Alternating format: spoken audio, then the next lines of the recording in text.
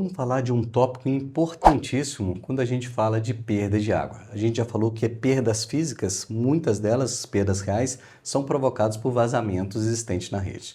E esses vazamentos, localizar ele é fundamental. Se a gente pegar aqui o vazamento, a gente pode classificar ele como vazamento visível, como também como vazamento não visível. Vazamento visível é aquele que aflora no arruamento, então você está vendo que ali está vazando e ali você já tem um indício fácil de identificar que ali existe um vazamento.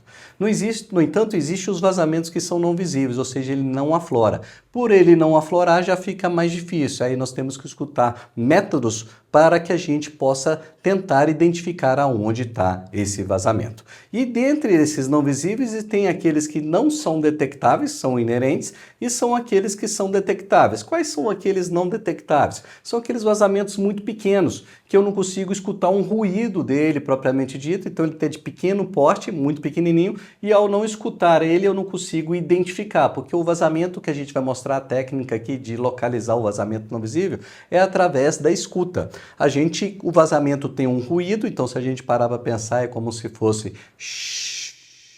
só que esse está debaixo da terra e por estar debaixo da terra, um ser humano do lado de fora consegue escutar naturalmente, mas se ele tiver ferramentas e equipamentos para isso, acaba identificando aonde é o ponto exato do vazamento, tá? Então vamos parar para pensar que eu tenho uma tubulação e tem um vazamento aqui no ponto da tubulação provocado por uma fissura que existe na rede ou um furo que existe na rede.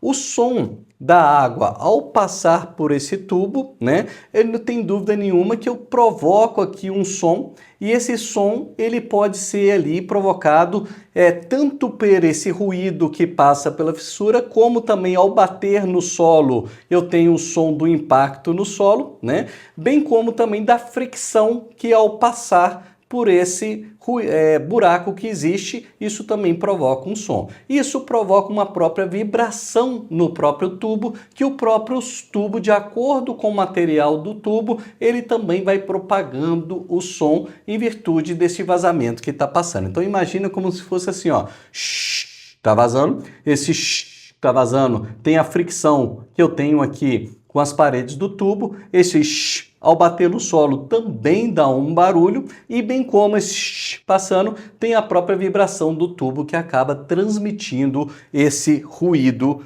que tem ao longo da tubulação. E esse ruído que se propaga ao longo do tubo, de acordo com o material, então aqui a gente tem um exemplo de aço, de ferro fundido e PVC.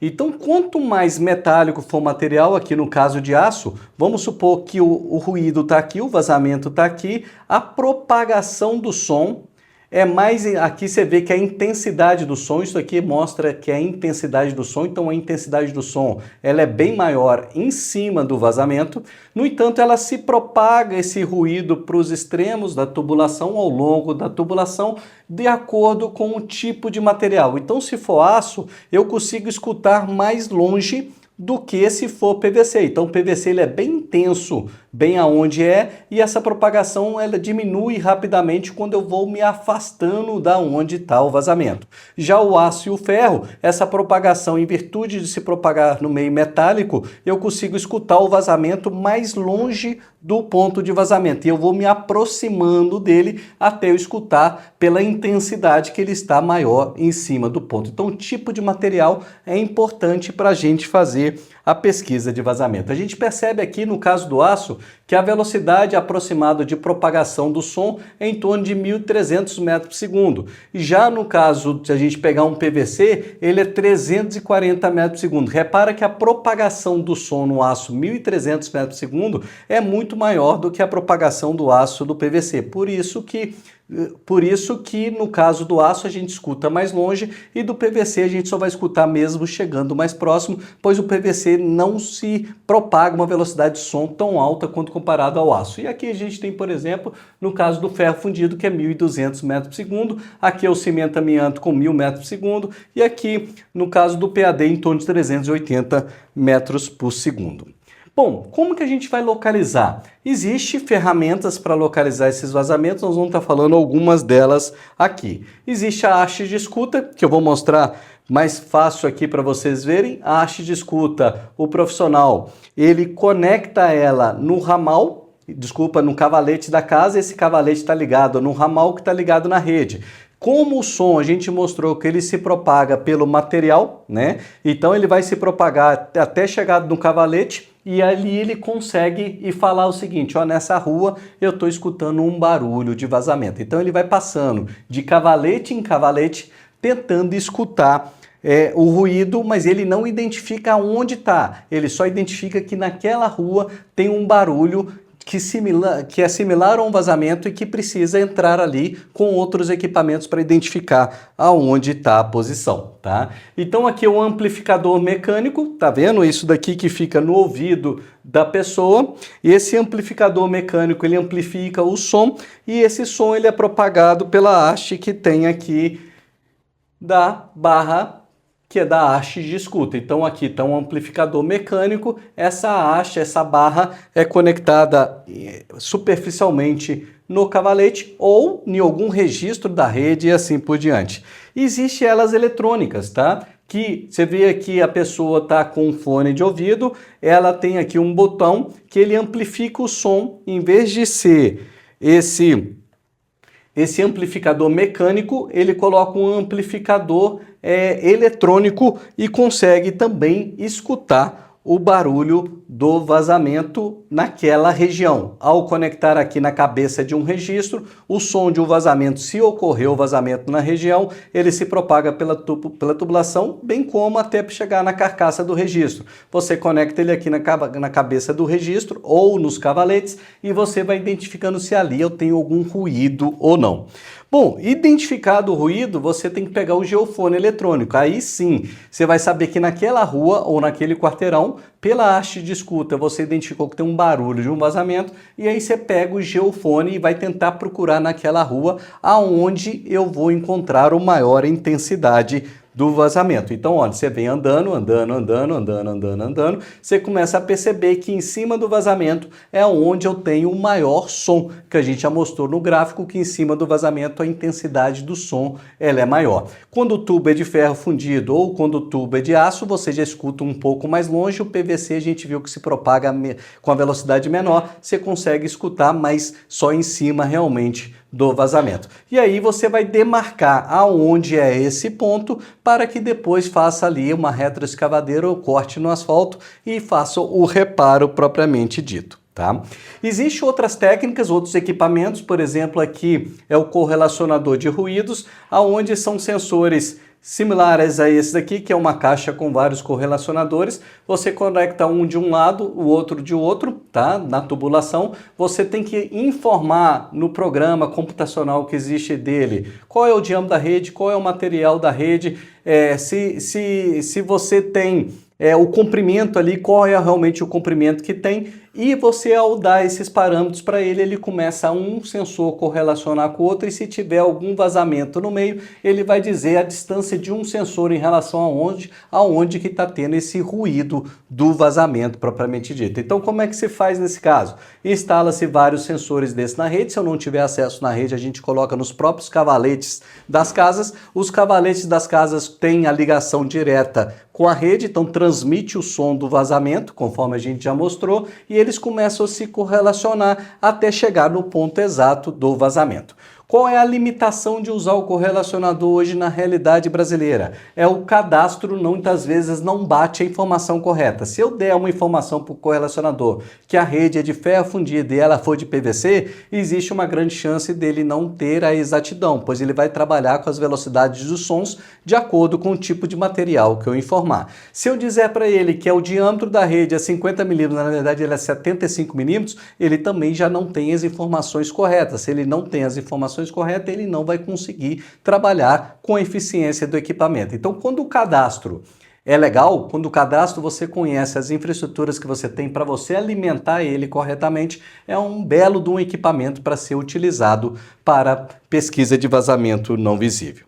E existe aqui os loggers isso aqui é um correlacionador de ruído, tá? Só para mencionar. E existe o logger de ruído. O logger de ruído é tipo o seguinte: imagine que você faça uma pesquisa de vazamento, analise a mínima noturna, tira todos os vazamentos e você reconheceu que ali agora você deixou o setor com quase nenhuma perda física, pois você entrou com uma varredura total, você tirou os vazamentos e você viu que a mínima noturna despencou. Você vai colocar os loggers de ruído em diversos locais e o logger de ruído vai entender que aquele ruído que ele está escutando no dia a dia é um ruído normal, não é um ruído típico de vazamento, e ele vai entendendo que aquele é um ruído. Apareceu um vazamento, aí vai aparecer um ruído novo, ao aparecer um ruído novo ele vai acender, e isso você é colocado na rede. Ele tem uma plataforma com georreferenciamento, que cada loggerzinho desse fica reconhecido numa plataforma no mapa georreferenciado, e que quando um desse acende, ao acender, ele fala, ó, apareceu um ruído perto de mim aqui que não é comum de eu estar escutando esse ruído.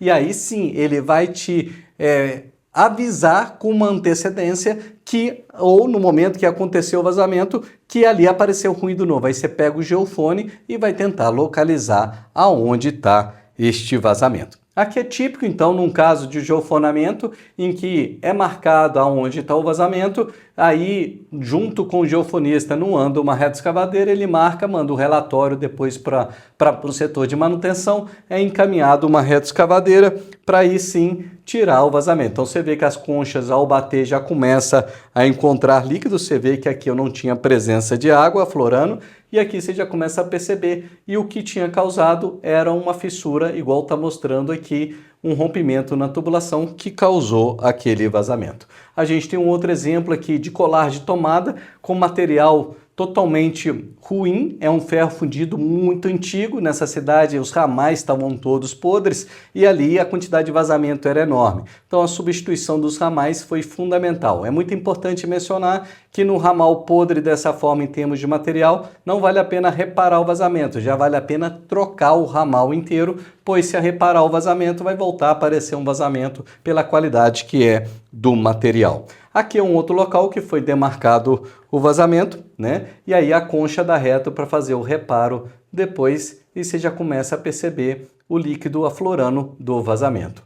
E aqui é importante também que o geofonamento acaba nos ajudando para tentar localizar ligações irregulares. Às vezes você está passando por um determinado local, com a haste de escuta, por exemplo, tá? Você vê que o registro não está girando. Se ele não está girando, mas você escuta um barulho de água se movimentando, e quando o operador, do caso do geofone, é muito bom, pelo ruído que ele percebe passando ali, ele percebe que é um fluxo de água, não é vazamento. O fluxo de água tem um tipo de barulho e o vazamento tem um outro tipo de barulho. Mas se ele olhar no hidrômetro e ver que o hidrômetro não está girando e está vendo que tem fluxo de água, ele já verifica ali uma possibilidade de uma irregularidade. Então aqui a gente percebe que foi feito, antes de passar no hidrômetro, né, foi feito o famoso gato passando para dentro da casa e não passando pelo hidrômetro. Aqui foi um outro caso que foi pego também, o famoso gato, o cavalete está aqui, a pessoa fez a derivação antes do cavalete, entrando para dentro do imóvel, e isso foi pego justamente também com o geofonamento. Importante destacar que você percebe aqui, quando o vazamento ele é demarcado dessa forma, ele fala que o vazamento está entre essas partes e provavelmente ele está na rede de distribuição de água. Existe um outro tipo de vazamento aqui que eu vou mostrar para vocês, que é esse daqui. A demarcação ele está falando está nesse sentido, e aqui a gente percebe que é claramente um ramal. Então a rede está aqui e ele, ao fazer essa demarcação, ele fala que o vazamento está no ramal. Então vê a forma de sinalização quando é em rede e quando é ramal. Isso aí, mais um tópico para falar de pesquisa de vazamento não visível. Mais para frente nós vamos entrar mais a fundo também dos equipamentos.